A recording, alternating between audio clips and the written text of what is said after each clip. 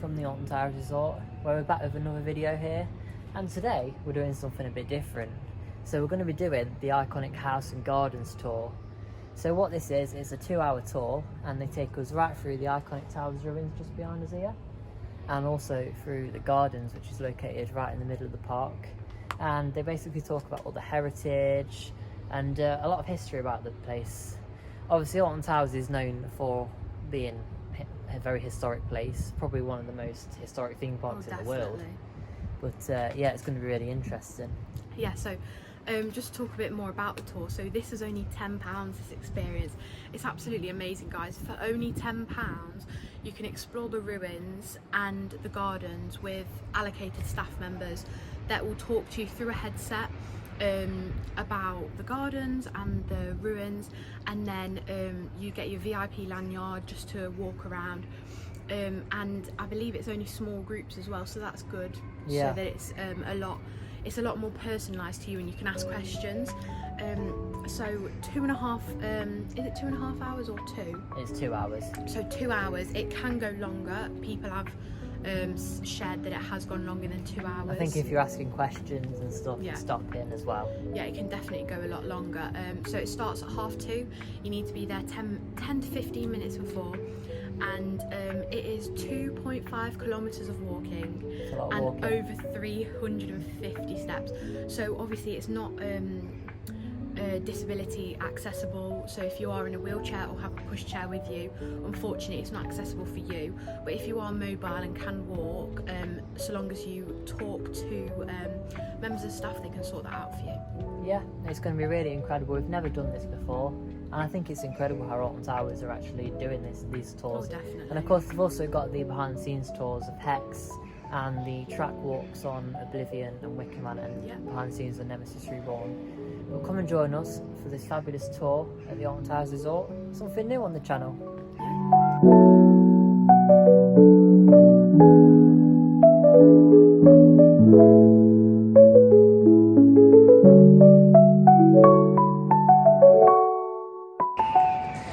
So we're just down there right in front of the towers, and this is our meeting up point for the iconic House and Gardens tour. And yeah, really looking forward to it. I love this sign as well that they put up. Oh yeah.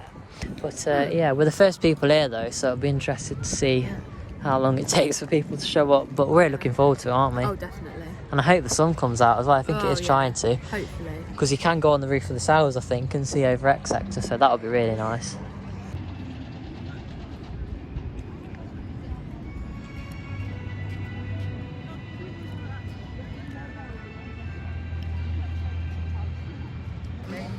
Got our lanyards on, haven't we? And our rear pieces in. We're all set up now. Got a little device on it as well if you want to turn it up and down. And we're ready, aren't we? You also get these really like old-fashioned looking maps, these leaflets. And it shows you where we're going to be going. That's really cool, that is. They're like the old maps that they used to do on Park, because I've seen these on eBay. So we just had the introduction, haven't we? Just been through the safety and everything. And yeah, we're all hooked up now. The microphone's, not the microphone, the earpiece is a little bit big on my ears, but I've got quite small ears apparently. So yeah, it's just really interesting, this is. But yeah, here we go then in the gardens. Also, a great battle was fought down in the valley there. You're also going to hear about that. That was over 1,000 years ago. And although you might think, oh, we're going into the gardens, we're going to see lots of pretty flowers and trees and shrubs. And yes, you will see pretty flowers, trees and shrubs. There's a lot more that you're going to learn all about the gardens and some of the buildings and monuments that we're going to see today. Now, firstly, I draw your attention to this little plaque. Mr. Dennis Stanford Bagshaw, born in October 1915, died in November 1988, was responsible for the restoration of the gardens to their former splendour. Note the inscription, "He made the desert smile again."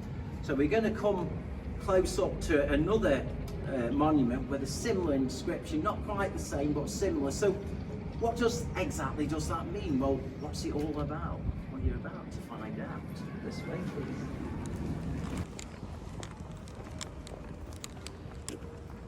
So if you remember, when we were under the bridge, I showed you that little plaque and it said he made the desert smile again. Well, what's this? He made the desert smile. Who is this? Why is this monument here even in the first place? Well, that is Charles Talbot, the 15th Earl of Shrewsbury. The monument is called the Karadzic Monument. Its full name is the Karadzic Monument of Lysicrates. It's a replica of an original that was built in ancient Greece, and it still exists today in Athens in Greece. It was built in 344 BC. Now, of course, this isn't thousands of years old. This is, as I said, a replica, a copy. It dates back to 1830. It's got stonework and cast iron. The cast iron was cast at the Britannia Foundry near Derby in 1829 and placed here in the gardens in 1830. So who is this? This is Charles Talbot, 15th Earl of Shrewsbury. So why is he here? Well, he was a man with a transformative vision. All this was just a barren valley, just barren. His vision was to create one of the most beautiful gardens in not just Staffordshire, but in anywhere in the United Kingdom, to rival any great stately home or country house. And he set to work doing so, creating something beautiful, something out of nothing. Unfortunately, he died before his project could be completed. So his nephew, John Talbot, the 16th Earl of Shrewsbury, carried on with his uncle's work.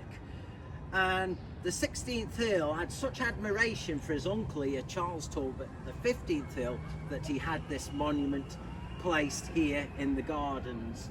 Can anyone guess what the S stands for in the shrubbery?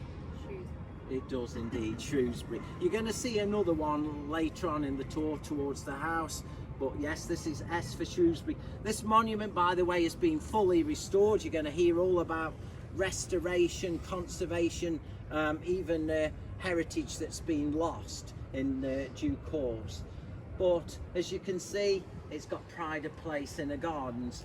So we're going to walk along this way here, and it's called Her Ladyship's Walk, also known as the Dahlia Walk. We're going to go past the Talbot Hound Fountain and then pause very briefly again at the Dutch Gardens. Now, in the height of the summer, as you can see here, we did have roses and roses here along the side, but they're past the best now. The roses are disappearing. We've got lavender bushes instead now, which very much attract the bees in this area. The garden is symmetrical in shape, and like I said, with the flowers, it's got very much an English feel. Now, the four statues here are meant to represent the four recognised continents of the time. So we've got Europe, Africa, America and Asia over there. So I draw your attention particularly to these two. This is America. Notice the Native American headdress, and the young man has got a lizard on his arm. And this is particularly interesting. What looks like a horn is actually a tusk. It's elephant ivory, so it clearly denotes the continent of Africa. The young man, of course, has got his foot on a tortoise as well. Now, the building at the back is called the Orangery. It's also referred to as the Quarry Greenhouse, designed by Robert Abraham. Dates back to about 1824. Now, it was stone and cast iron and glass. It had got two domes either side. You can see the cast iron and the glass, and there was all glass at the front. All you can see at the front is the stonework and the remnants of the cast iron. Now, that has been preserved rather than conserved. Now, if you notice, we've got a dome on the left with the point on the top. That's called a finial, and that's in the shape of a pineapple. There should have been one on the right, and there was one on the right, but one stormy night a branch from a tree fell on the right hand dome and smashed it to smithereens, that it was beyond repair. And time hasn't always been generous to this building. It was used as a cafe, as a tea room, and unfortunately even as a lavatory. Now, that will never happen again. All the buildings that you're going to see today in the monuments, including the house, are grade 2 listed buildings or monuments. This is a grade 2 listed building. So the only thing we can do when we have the money, whenever that might be, is to conserve and fully restore that building. It has merely been preserved, so nothing further can happen to it. As you can see, work needs to be done on it. It doesn't look very white, it looks downright brown or creamy. That's because it's had nearly 200 years of wear and tear and been put to the elements. So we're just going to step inside.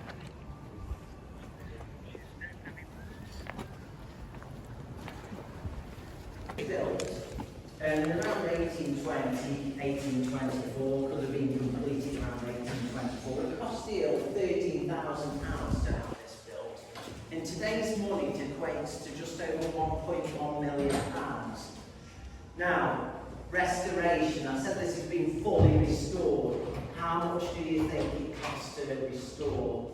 How about £850,000? We've got a budget of around £1 million to get this work done, but it came just under budget at £850,000.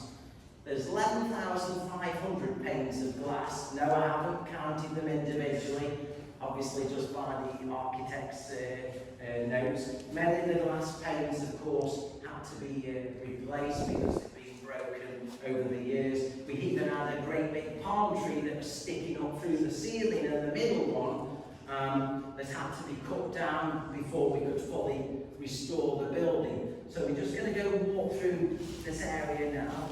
Now this aerial avenue that we're walking down is known as a loggia, or the Italian word for that. Notice that you've got a glass ceiling that's even getting wet. So we're going to pull up here and then you see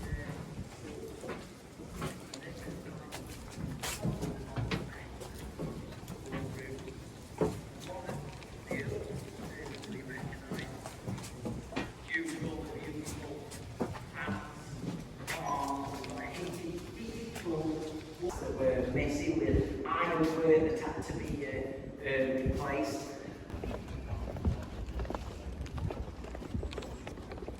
Now this is called the summer house, also referred to as the temple, and it's got a bit of a Greek look to it.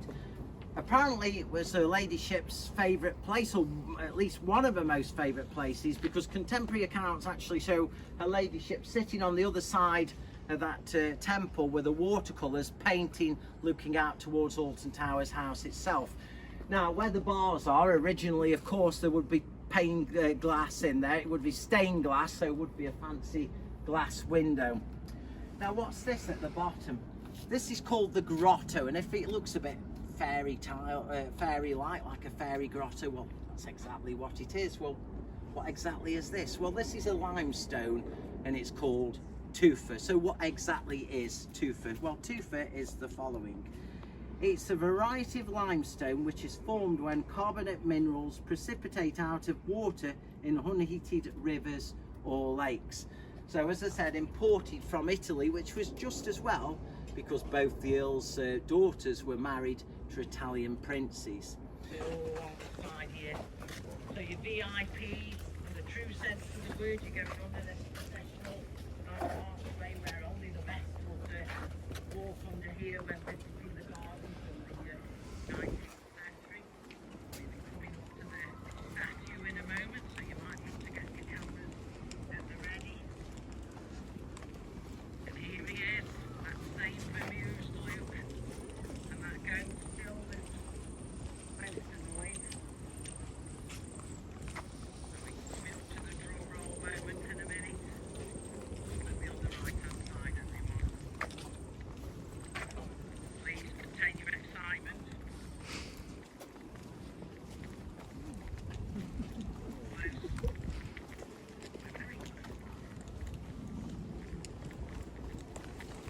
The spiral fountain, or also known as the corkscrew fountain.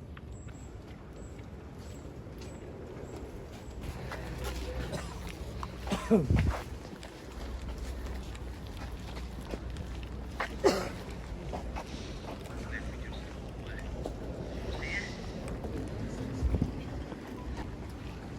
welcome everyone to the Bear Cave. use that term very, very loosely, bear cave. It's more like a bear cage. There isn't an awful lot of room for a bear to manoeuvre about in there. Well, in the 1850s, people would come and visit this to see the bear in the cave. One year in particular, 1857, and Mrs. Tompkinson came to visit. Now, she could have been from nearby Cheadle, she could have been from nearby Alton, the village which we're in today. Why do I say this? Well, a letter came from addressed to the owner of Alton Towers, and it was from a surgeon in Cheadle, not a doctor, notice I say surgeon, saying that Mrs. Tompkinson's hand and arm had been badly mauled by the said bear. So it seems to suggest that some sort of amputation may have been carried out. A little while later, further correspondence also comes to Alton Towers. This time it's a bill, and it's from a taxidermist in Cheadle for one large stuffed black bear. So the bear was kept stuffed and in the house for quite a few years. Eventually it was sold. You're going to hear from Jake later about the great sales at Alton Towers. But somewhere out there, there may be one large stuffed black bear in a country home or a museum or even in somebody's house. Who knows? We also near Derby. It was placed here on what's called Thompson's Rock in 1824. Octagonal in shape. Notice the two levels with the cast iron fences. Well, what exactly is this? This is an observational tower. And if you'll come round here, got a wonderful view. It's also designed by Robert Abraham in the 15th film. The 350,000, so not just the building, but also this area here. It's called Thompson's Rock where we stand. So as I said, it's an observational tower called Prospect Tower, also referred to as the Gothic Prospect Tower. Now, what's in the name? What does that mean exactly? Well, in 19th century speak, if you were looking across the landscape, and we're in a south-southwesterly direction looking to the house, if you were the Earl, you'd be looking at your prospects, the land that you survey, your prospects, hence the name Prospect Tower. Now, obviously, the trees and the shrubs were a lot lower than they are now. They've had nearly 200 years of growth, so the view of the house, even though we can see, would be a whole lot clearer. The little cottage straight ahead is called Swiss Cottage. Now that goes back to 1835.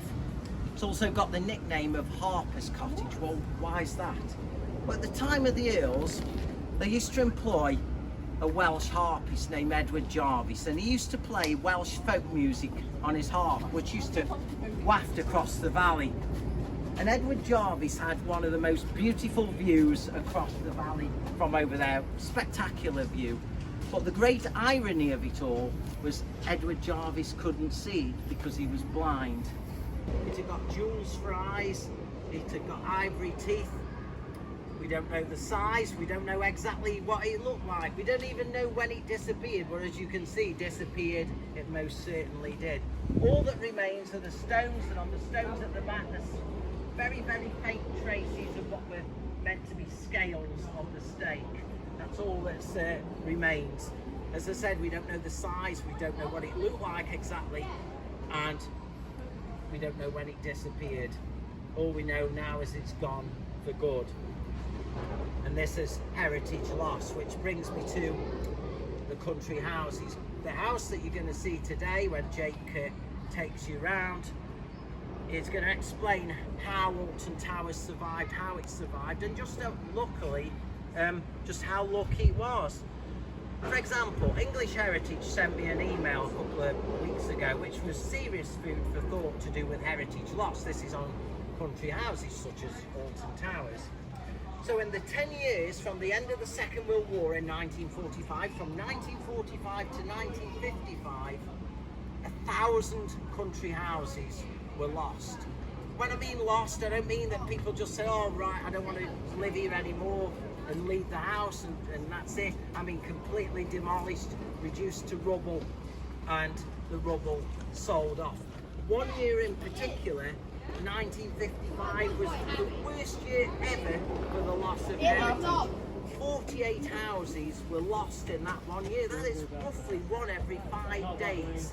48 in 1 year, 1955. Gone forever, never to return, just like this. So, as Jake and I will mention throughout the tour, we are passionate about educating and preserving the heritage that we've got here at Alton Towers, and also the importance of conservation and restoration of our historic buildings and monuments. Again, look at them. So that was the entrance to the staircase.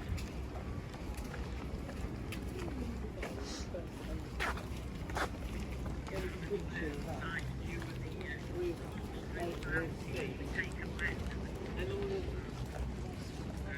camera ready and you just take a left.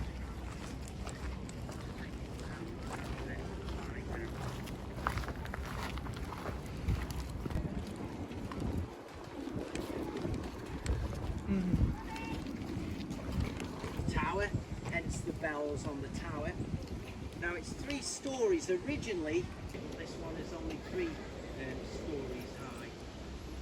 It had over 2 years restoration work carried out on the cast iron, also the colours, original colours of when it was first constructed, so the earls would recognise the colours.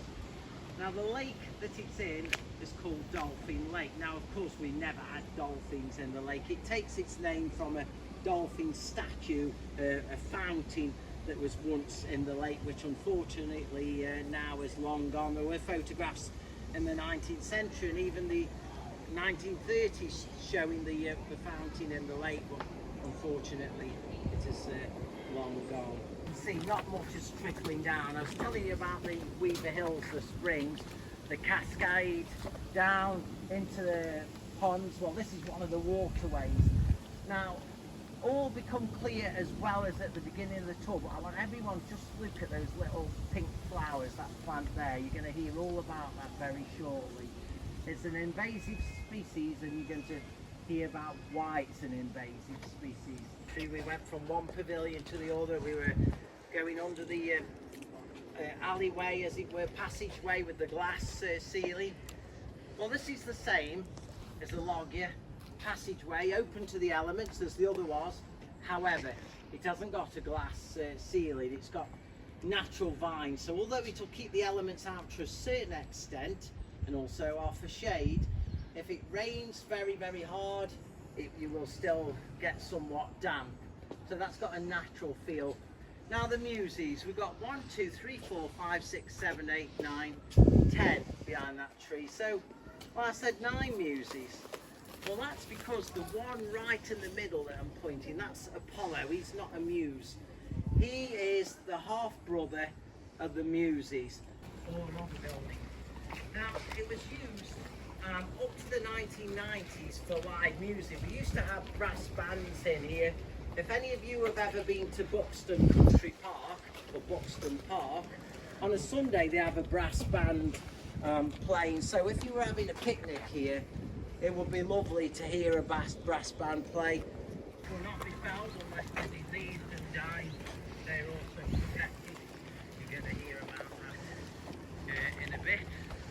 But this area, remember when I was saying that people have lived here for thousands of years? Well, thanks to the English Heritage and the British Museum, I can tell you that this area where we are now, some 2,000 years ago, belonged to the Cornobi tribe, which means people of the horn. We don't know the name of the kings, we don't know the name of the chiefs, they never issued any points from the Roman tribe. We only know them because of the boundaries of the territory. The chief's site was in Shropshire, they also had land in Cheshire and North Staffordshire.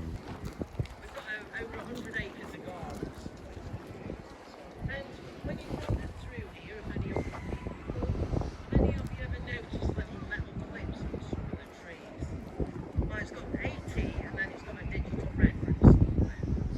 Well, that means that the tree has been identified and recorded on our computer database. Well, how many trees do you think we've got?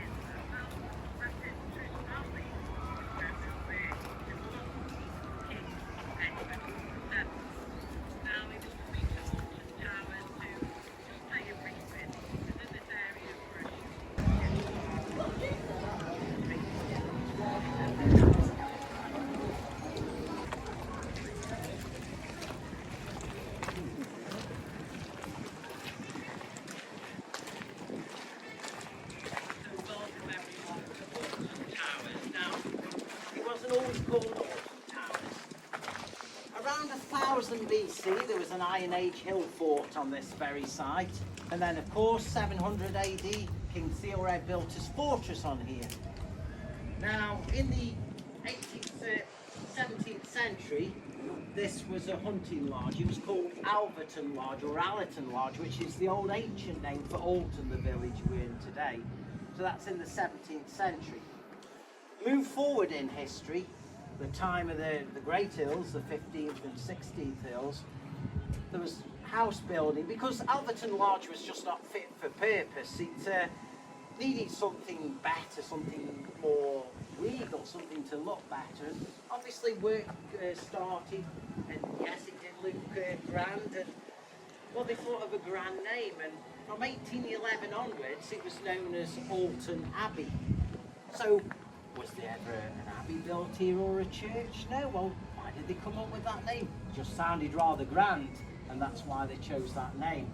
By the time of the 16th Earl, John Talbot, he got to work, and he wanted an even bigger, even better for any VIPs that might come and visit to show off. Don't forget, they were showing off the gardens. Why not show off the house? And you need a house to show off. So who are you going to call if you want to add that special wow factor?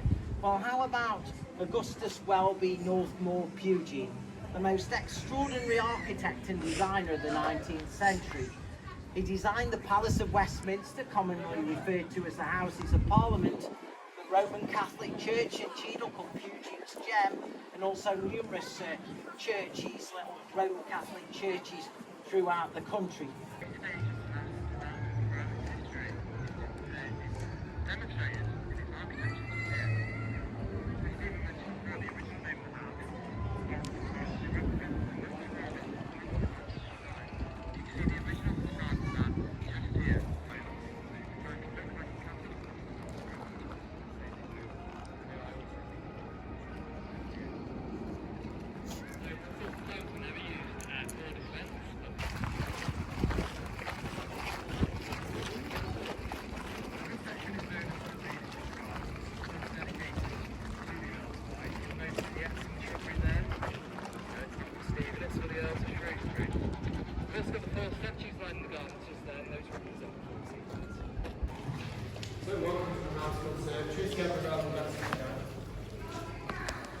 The conservatories are really in excellent condition.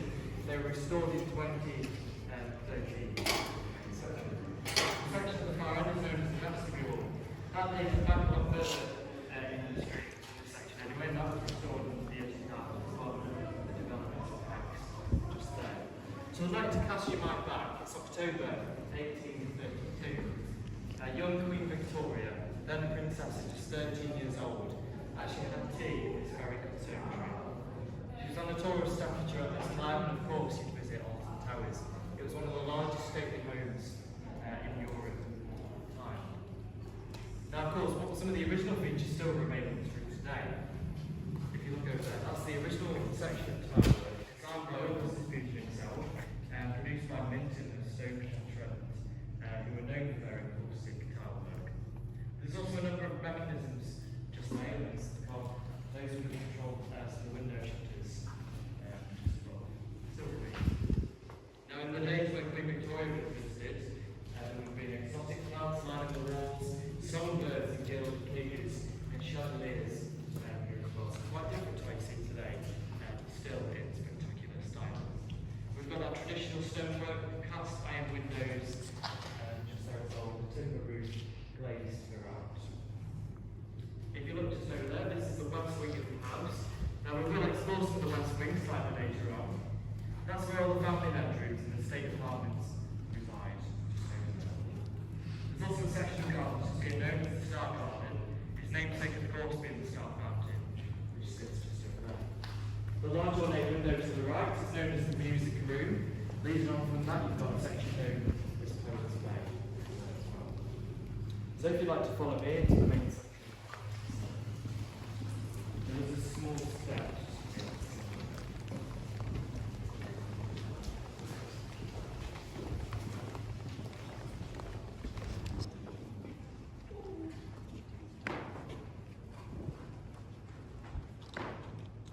Now this room just here is known as the tea room, simply because it's the shape of a T. So this section would have been known as the long gallery, a long stretch of room just there. Now all of these windows, it's hard to imagine now, there would have been a whole range of natural light streaming through, a lot brighter than how you see it today, including a lot of stained glass formations as well. Notably the one at the far end is one of the most ornate in this section, known as the Black Prince window, and that was still in situ up until the 1930s, where they sold it on postcards at the time as well. The room that you're in now is known as the Great Drawing Room. It's reported that the ladies of the house withdrew to this room after dinner. The men went through those rooms just there, that's the billiard room, where they would smoke and play billiards. You'll notice the top of what once were columns just there, that would have signalled the start of a vaulted ceiling all the way through here. That's why the ceiling's quite so high in these sections. Still very impressive to this day. Now for me, one of the most today on the tour, you're going to answer the question that every visitor asks when they enter our gates. They come through the turnstiles, especially first-time visitors. So they expect a theme park, and what they met with, a stately home. Then the first question everyone asks is, how did it all come to be? And who lived here? We'll answer all those questions today. So of course it was the 15th Earl who started the residence here at Alton. Prior to that, Alton Lodge was sort of their summer home, sort of hunting lodge, a much smaller house. It rose to the principal residence of the Earls of Shrewsbury throughout the tenure of the 15th Earl, as their principal residence previous to that in Shropshire and sadly burnt down.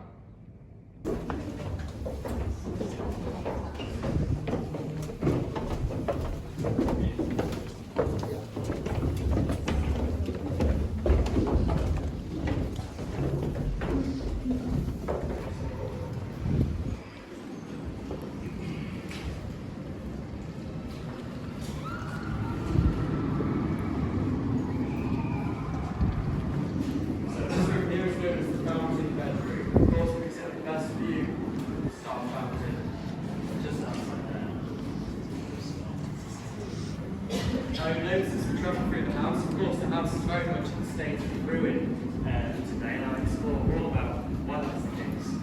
However, you'll notice all of the fireplaces still remain in the house, at least for the most part. These are some amazing examples you see. You can still see some of the original paintwork on this one here as well. Now those can never be removed simply due to their size and how engraved they were with the structure of the house as well. So that's why you see a lot of them remaining today. And that was simply due to raise money for the huge cost of upkeep of the house and especially the gardens as well. Dennis Bagshall focused his efforts on restoring the gardens and for the split buildings like you see today.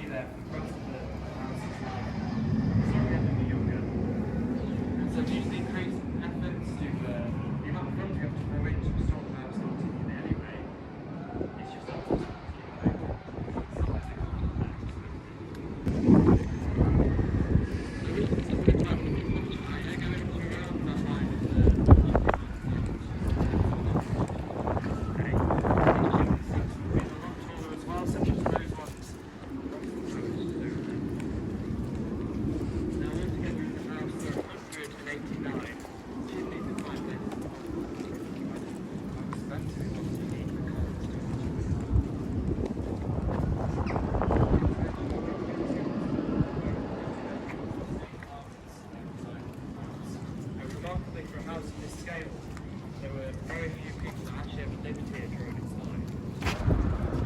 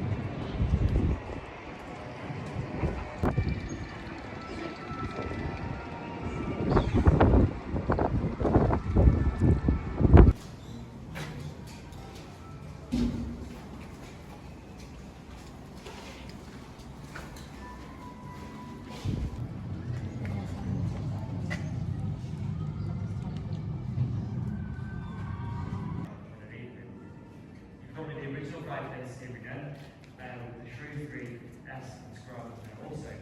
You'll know. There you go. Now the state of ruin of the house, one of the greatest questions is, will the house ever be fully restored? Long and short of it is absolutely not. So no one really has enough money to restore the towers. Now it was envisioned by the great pioneering mind of Augustus Pugin himself. Sadly, neither Augustus Pugin nor the 15th Earl Charles Talbot lived to see this room completed in 1856. They both died in 1852. However, Pugin was determined to make this room the grandest. He was determined to accept no compromise. He proudly proclaimed at the time, "I've nailed my colours to the mast, all or nothing." And that's really who we have to thank for the scale of this room today as well. Of course, it's hard not to look up in this room. The original timber roof is still present with amazing painted details restored sometime in 1980. In particular, one of my favourite features is of the lantern tower just there. On the very top you can see ornate painted stars just there as well. Favourite detail. Now from the lantern tower hangs the lantern hook just there. Now from the lantern hook once hung a grand chandelier, the grandest chandelier in the Talbot collection. It was made of brass and cut glass crystal as well. Now that chandelier does still exist today, where it resides in the House of Parliament. We should really ask for that back. It is the stained glass window. It features 27 stained glass panes. It's the largest stained glass window ever installed in a private home. It's 10 metres in height, 6 metres wide. You've got the Shrewsbury crest front and centre, and all the rest of the families closely associated to them, mostly by marriage. We always get asked if we got the windows in the top as well. And now, of course, the Earl just wants to look out and then the ground of his stately home is there. And then the windows actually went missing at one point. Here they are today, reinstated some 120 years after they were installed originally. Another important thing to note, so of course, as the house developed, this room was present during its time as Alton Abbey, but this served as an entrance to the house instead. There was an upper level just there, sort of mezzanine level. You see where those supports were between just there. And the spiral staircase are in there also, with the doorway and all the sections of the house without being seen by the Earl and his guests. In the conservatories where we were at the very start of the house door as well, there's a similar passageway over there, stocked with furnaces to keep the conservatories warm in the cold Staffordshire winter. Likewise, the conservatories in the garden as well also have a similar setup over there.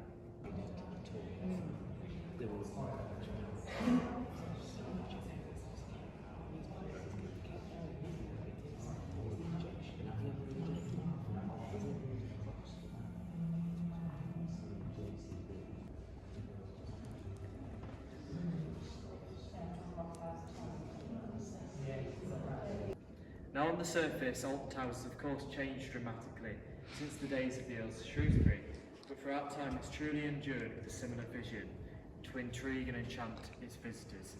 Of course today our visitors are entertained in a completely different way, but those principles still remain.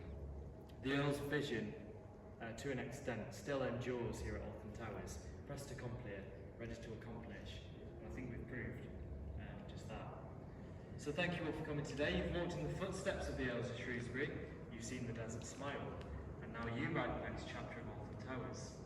Thank you all for coming. We'll collect your headsets as you leave as well. So then, we've just finished our 2.5-hour tour of the gardens and the towers, and honestly, I am absolutely speechless. Wow. Guys, all I can say is wow. It's actually, some people apparently have been complaining about the price. Please don't complain about it, because when you go on it, it's absolutely amazing. People don't understand the heritage and the history behind the gardens and the towers, and the tour guides are absolutely amazing. They go into such depth, it's unreal, the knowledge that they understand about the towers and the gardens. And just a huge shout out as well to Jake and Stephen. So Stephen covered the gardens and then Jake covered the towers. And they did absolutely amazing. Oh yeah. And knowing all the facts and everything. Yeah. They spoke to us for about 10 minutes after as well, just me and Harley, speaking to us about the tour. And honestly, it was just such a jaw-dropping experience. Yeah. If Just looking, like, obviously I've never like seen it inside, or because I've never done the attic, which unfortunately has been removed now, and I've never really seen it, but the restoration that has already taken place is absolutely jaw-dropping, guys. You really must do this VIP tour whilst it's still here. Oh yeah. Because, you know, in an instant, one wrong move and it could just be taken away. Exactly. And honestly, the state of some of the old plaster, people graffitiing on it, and that's why it's a VIP tour now. But it's just a lovely experience. Yeah, and if you are coming to the resort, I would really recommend it if you do like your history. Yeah. There's no other theme park in the world that has this. Yeah. Is there? No, and you will never ever see the park in the same light you did the first time you came. You will always see it in a different light after this tour. And also they have got the other behind the scenes tours such as Hex, and they've got the Little Walks as well. And yeah, if you come into the resort, I would really recommend doing that. Yeah. Behind the scenes tours of the towers.